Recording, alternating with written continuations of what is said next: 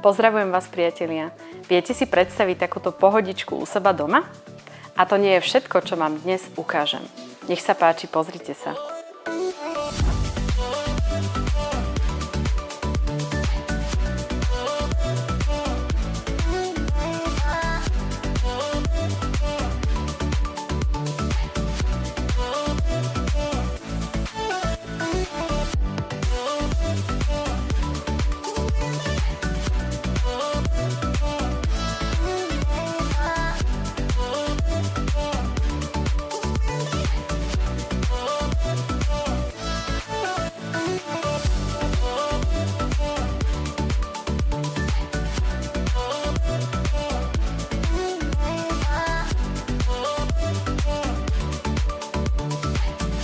Dom má výborné dispozičné riešenie, má rozdelenú dennú a nočnú časť.